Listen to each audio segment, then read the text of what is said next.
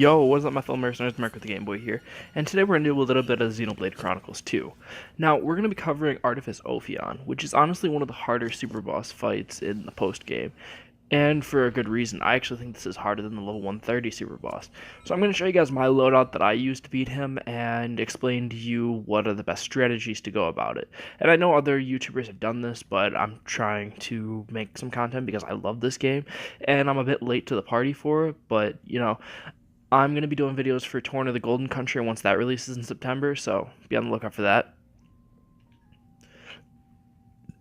Alright, so first up I have the standard crit heal build on Mythra. She has critical up 5 and then Pyra-Style Mythra. That's not really for utility as much as it is the fact that the costume's cool. Then I have Zenobia, who's also got a crit heal build. I haven't really decided what I want to use the other two slots for, but critical up 5 helps and has a critical rate sitting at 48. And both Mythra and Zenobia are at S plus trust, so there's that.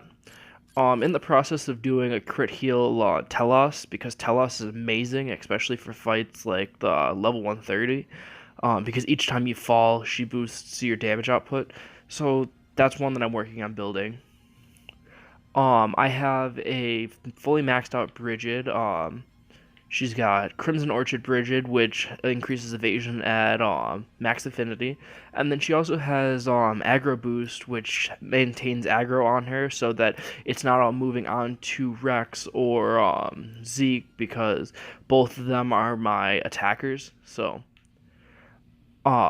and then we have Poppibuster, and there's not really a reason for having Poppibuster on the team, but I put her on here because of the fact that she gives Morag a better agility modifier than what Shulk would, because normally I run Shulk on Morag because I'm trying to build up his affinity chart. She has jamming, which helps evade ranged attacks, block rate up 4, and then ultimate shield. So she's a blocking blade where she's a blocking blade, but she also gives me the agility modifier. So when Poppibuster is out, she's either blocking or she's going to dodge the attack. So very, very helpful on Morag. And then for the third slot, I have Aegeon. For the longest time, I ran with Percival as my Chrome Katana, but I decided to start trying out Aegeon, and I'm working on building out his affinity chart. So there's that. Hunter's Chemistry on him, and nothing else really. Then I have a fully maxed out KOS-MOS with Hunter's Chemistry because she gets a boost at max chemistry. Critical up 5 so that she has a more respectable critical rate. And then Auto Attack Stealth, which is very, very crucial for any of your ether cannons because it is extremely easy to roll up aggro with an ether cannon. I also have Sheba, who I'm working on filling out her affinity chart. I'm almost done with it. So she has critical up 5, and then she also has auto attack stealth, because like I said, the aforementioned aggro on ether cannons is insane. Then I also have Herald, who I haven't done much with, critical up, auto attack stealth, and Hunter's Chemistry, so nothing too amazing there. And then as for accessories on my drivers, Zeke has a titanium vest and a diamond, and Morag has a titanium vest and Dauntless boots, which boosts agility by 37%, which really helps get that stat up there. And then on Rex, Avant-Garde metal and Twin Trunks vest. And what I'm going to say about this fight is you really want to make sure that you have HP that's over 8,000, preferably closer to 9, because Calamity Fall is an attack that will wipe out your whole team if you're not careful. Alright. Oh, and then my pouch items. Okay, actually, I'm too lazy to actually go through that. Alright, so without further ado, let's get started with the fight, because Ophion takes a long-ass time to walk over here, or fly. But honestly, like I said, this fight is probably more difficult than the level 130 super boss in Temperantia, and even harder than this boss would be the driver Orion that's also in the Cliffs of Moritha, because I still cannot beat him, and he's only level 100. He is extremely hard to deal with, and he's constantly launching and breaking you, and if you come ill prepared, you are bound to get messed up. I'm eventually going to try doing that one where I control Morag instead of controlling Rex. Not sure how that's going to work out. For the longest time in this game, though, I used Rex, Nia, and Morag, but it wasn't until I got KOS-MOS and Herald that I decided to start running Zeke as an Ether Cannon user, because I wasn't really a big fan of Pandoria, and I've seen that she became really, really good in the New Game Plus with the updated affinity charts for drivers, but for the time being, Zeke is an Ether Cannon user for me, and it is working out extremely well. Once I max out Herald and Sheba, he's going to be a real force to be reckoned with. The only thing that sucks is that Sheba has a strength modifier rather than an ether one, but running the big 3 ether cannons on him is more than nice. Alright, so Ophion finally made his slow ass over here. So what you're going to want to do is, as quickly as you can, you're going to want to build up as many orbs as you can. With the build that I have right now, you can take Ophion down with about a half HP.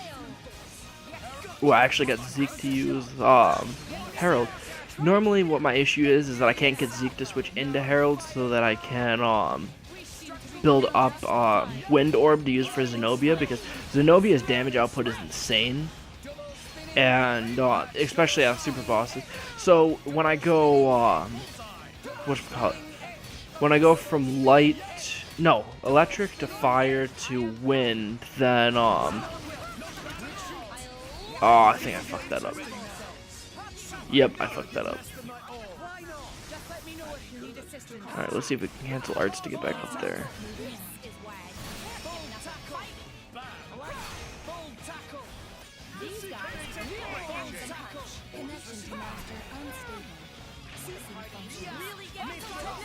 I don't think the recharge is going to be done.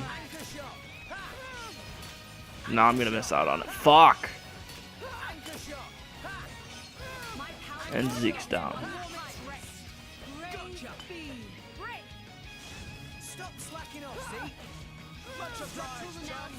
Alright, fuck it, let's just try to build a light orb, because those are really easy to build considering that I have 3 light blades in my party. Now, but when you have a level 4 or a level 3 blade combo, you are going to want to save that until he uses something like this, Netherfire, because he does a lot of damage. And any attacks of Ophion's that you can cancel out, it really, really helps. Because if Ophion's left unchecked, he will mess you up pretty badly.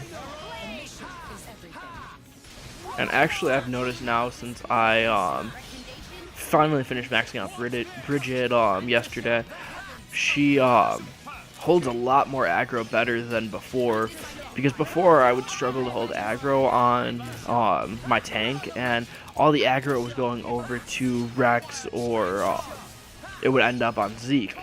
Now the big problem is trying to lose the aggro when Morag falls, which doesn't happen too often, but when it does, it's a real annoyance because it's a lot of aggro that falls on me or Zeke, and then trying to get that aggro transferred back to Morag when a reviver is really difficult. No! That's another thing I hate about this game, is a lot of times I accidentally bump the thing and I will switch to Pyra instead of switching my blade to Zenobia. Fuck!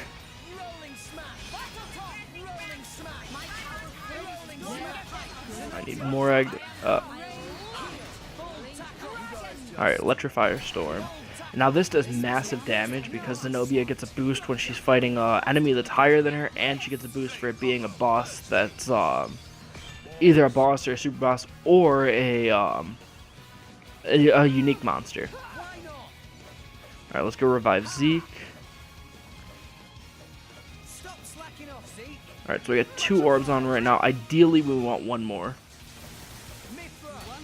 And Plasma Cannon's not an attack you really have to worry about. It's one of Ophion's weaker attacks. What you have to worry about is his Reflect attack. This one.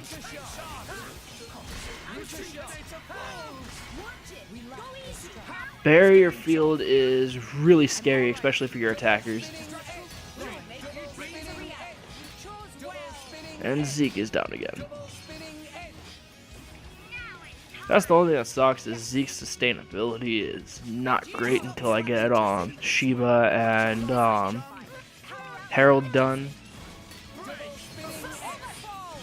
Alright, we're gonna cancel out that Nether Fire, because I want no part in that.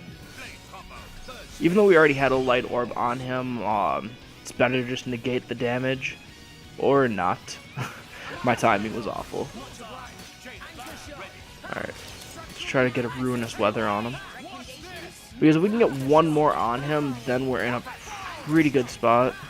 Okay, Morag, unless she dodges this, is gonna... Oh, shit. Okay, she actually survived. That was surprising to me.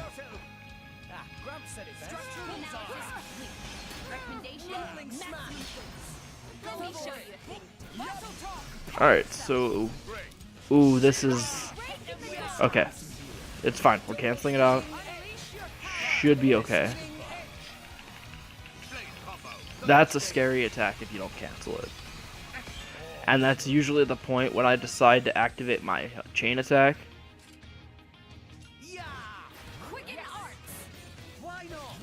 But since we have a minute, I'm going to try and get another orb on him. See if we can get a dark orb. But you want to constantly be making sure that you're canceling arts so that you can okay, he's gonna be using Nether Fire. Wait a minute, and there we go. And then right after this, we're gonna do our chain attack. Because now we have a 4 orb setup and we should be in a pretty good spot.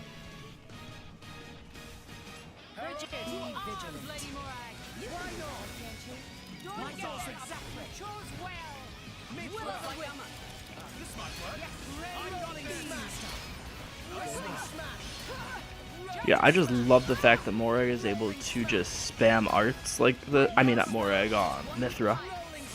It helps so much.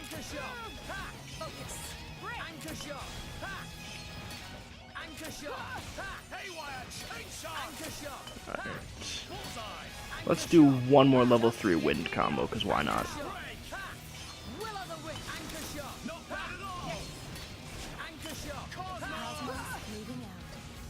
Actually, you know what? Fuck it. I was not about to deal with that Calamity Fall, because Morag would have fell and then I would have lost my,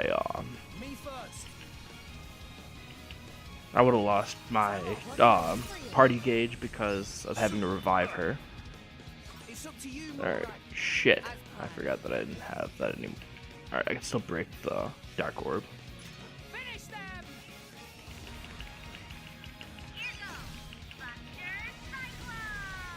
Can't remember if we'll be able to get a full burst out of this or not. Because some you can get a full burst off 4 orbs, but others you have to have 5. So I'm unsure at this point. Alright, let's break that light orb.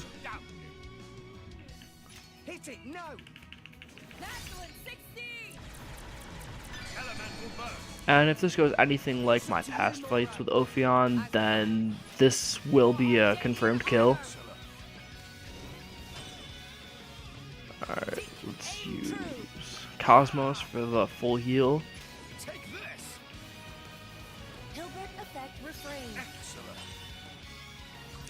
Alright, Zenobia.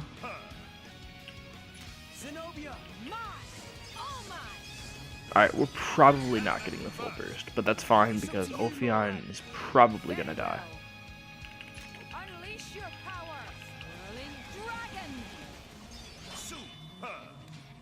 Alright, we'll go KOS-MOS again.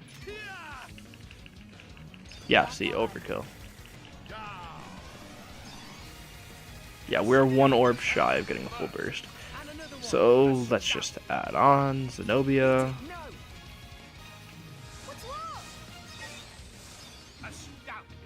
Uh-oh, Brighid.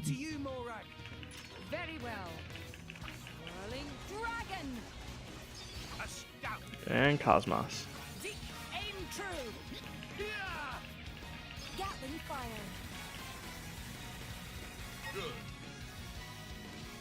And that's really all there is to it. Like I said, I probably could have done that with 3 orbs, and if I had 1 more orb, that would have been a full heal, but nonetheless, that is how you beat Ophion, and he's one of the more difficult super bosses in the game. I'd actually say he's probably more difficult than the 130, like I said at the beginning of this video, but yeah. There's a decent setup to beat him, and I hope that you guys learned something from this, and yeah, I'm going to be trying to do more content like this in the future, and I'm going to be doing Torn of the Golden Country content once that comes out in September, so be on the lookout for that, and let me know how you guys like this. I haven't really done any, like, gameplay tutorials or anything like this before, so let me know what you guys think in the comment section down below, and if you like what you see, like, comment, subscribe, so that I know to make more content like this, because it really helps to know, what you guys feel about this content, and, how you feel that it works for my channel and how you think I do with it. So have a nice day, guys, and I'll talk to you later.